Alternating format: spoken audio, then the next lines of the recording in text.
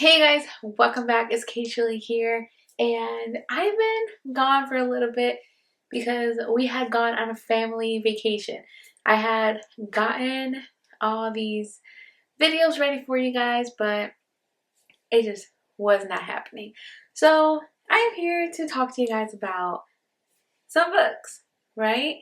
But yeah, I need some time to recharge from the vacation, and I feel pretty good today, so let's get a video. Alright, so for March, I had left early in the beginning of the month.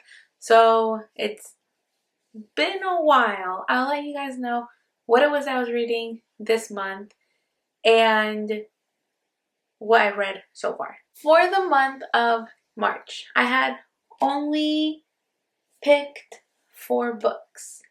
The reason being is because I didn't exactly know what my month would be like with vacation and reset time, appointments, all that stuff. Normal life, right? Well, we had Reign of a King by Rina Kent and Rise of a Queen, also by Rina Kent. These do go together. This is the first part, the second part. You have to read them together in order to understand, because Reign of King ends in a spot where you don't have much answers, and then Rise of Queen just seals the deal, right? Those are my dark romance books. Then my book for the advent calendar was actually Stephen King's Pet Sematary. So this was the book for my horror book for the month of March. And then my fantasy book for the month of March was actually the Book of Azrael, book 1 of the Gods and Monsters series.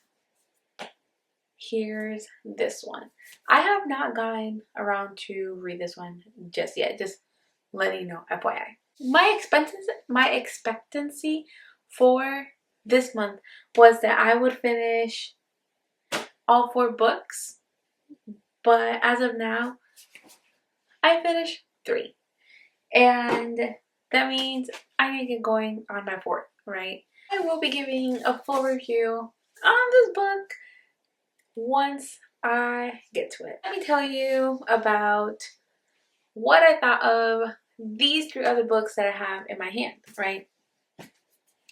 Starting with Reign of King and Rise of Queen. Like I said, you have to read them together in order to actually get what's going on and grab the whole story, all that good stuff. We have Jonathan King, who, if you've read the previous books, is the father of Aiden King, right? And we hear about his story back in the Royal Elite series. We see Jonathan in Cruel King and Deviant King because of his nephew Levi and his son Aiden. So we see some of him in those books, but we don't know much about why he is the way he is until we get to now, where we have his story. And basically, we're taking place at a important event. Aiden sees this woman who looks very similar to his mother, who has passed away, which we already know. But then that same woman is seen by Jonathan. He can't believe his eyes. Although she is going by a different name than what he knew her as, encountered each other. The woman in question is Aurora, and she is actually Alice's sister, younger sister at that, who ends up vanishing, basically. They end up having this really difficult relationship where, like, he wants to own her, obviously, like all the dominant male stuff that, like, we hear about in dark romance. We have that. And she's never been pushed into this type of kink before. He just overpowers her, which is why we see the reign of a king, right? Basically all taking place in how like their relationship is actually building, like unlike what it was before, considering I guess a teenager. It's been over 11 years or so since they've seen each other, if that makes sense. And like she's trying to figure out who is responsible for the death of her sister. And she has her suspicions, but she needs full proof. And like proof is being, like little messages are being sent to her here and there, but she is finding herself in a rough situation. Then we find ourselves in Rise of Queen. Here we uncover that, you know, their relationship is still building, but I feel like Rise of Queen fits the title very well because now she's getting her power back. Like she is no longer under his control. And like their relationship is still toxic. Like we know this is toxicity, but now instead of her being overpowered by him, like they're the same, if that makes sense. And like Jonathan does develop, like his character does develop. Like I feel like Aurora is the only person that can actually tame him down a bit and like bring out his softer side. Not soft like super gentle, but like enough that it's not like he's being a dick like he was in the like first book of the series. So that's how I think of it. But also I think that like Aurora just didn't let him walk over her. Like she put her foot down and she's always been strong, but to continue this relationship, like she had to show that she also was a boss.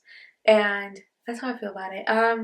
So the character development was there. Even though it was minimal, it was there. And like Aurora getting like, you know, that power is such a nice dynamic for the stuff that she has been through. So I do think that this being part of the series was necessary for this whole universe. I will give them a 3 out of 5 because they were not my favorite out of the whole type. It's very Grumpy Sunshine, which is fine. I like Grumpy Sunshine, but I didn't really care for like the whole dominance thing that they had going on. It wasn't for me. I didn't care for it. I don't know. I was fine with Jonathan being an asshole when we see him in the previous like books because, well, like he's trying to show that he went up there. Basically, this is like the whole billionaire type of thing, billionaire guy, and the dominant male, Grumpy Sunshine, and I'm missing one. Oh, who did this to you type of like vibe. So yeah, like touch her and I'll hurt you type of vibe. I'm here for that. Like that trope, yes. If you know me, you know that that trope is a yes for me. But yeah, that is pretty much my gist on these, like my opinion on these. 4 or 3, they were good, but they weren't the best, in my opinion. I feel like it's a lot of repetitive stuff in the series so far, so I'm just not like feeling it as much as I thought I would, if that makes sense. But I'm gonna get through this whole series like I said I would. Then we have our horror. Here we have Stephen King's Pet Sematary, and yes, Cemetery is spelled with an S because this comes from children writing cemetery. That's why it's with an S, not a C.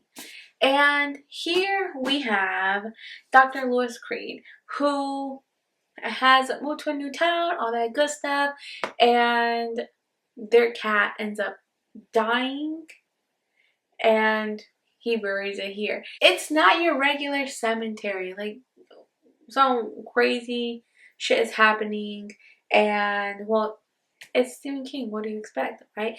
And it takes place in Maine, which we should know that already. Maine is such a big part of Stephen King's books. I feel like the crazy part is you are bringing a pet back from the dead.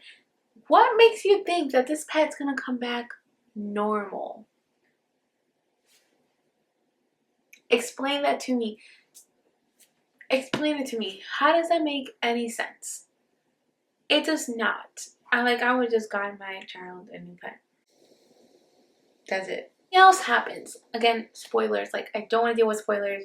I don't want to ruin it for other people. Something happens again, and he decides, you know what? Like, I am going to use this cemetery again, which makes no sense considering you were already warned as to what happens when you mess around in this cemetery. What you put on the ground does not come back the same. You're warned about this. Why would you I understand there's grief happening. There's grief and lots of this makes lots of sense, but no. No, no, no. You don't do that. You've decided to pick this one up. You can see how Lewis is willing to go as far as he could to make this better, but it will never be the same, and it was a big loss. He's not able to deal with it how you would. Obviously nobody was expecting, you know, it's a tremendous loss. You decide that you're gonna watch the movie versus the book. I always say the book is better. I feel like the books are so much better because you are in more detail and you can go inside the character's head. In the book, we're able to spend more time in Lewis's head, and we hear more backstories from Jude and Rachel. That being said, we don't really get that in the movie. When we look at the movie, we just don't see everything. I feel like we picture it as this is not gradually happening, just from one step to the other. I do believe that the book lets you explore the emotional side of just the experience of reading it compared to the book, which you get the jumpy feeling that a movie's supposed to give you. So I do like the original Pet Sematary. I think it's 1986 or 1989. I will let you know the right answer up here when I find it. But yeah, it's one of those 2 years. For me, that was a 4-star read. I enjoyed it. I was I enjoyed it. It was good. And the older Stephen King books just hit differently than the newer ones. If you know, you know. But yeah, I honestly enjoyed it. It's not a 5 for me, but it was a 4, and I love Stephen King. So that's really all I got for this video. I will have another video up for you guys real soon. I will leave this video here. I'm sorry I was gone for so long. I don't talk to people on a regular day much, so I'm glad that I got to talk to you guys, and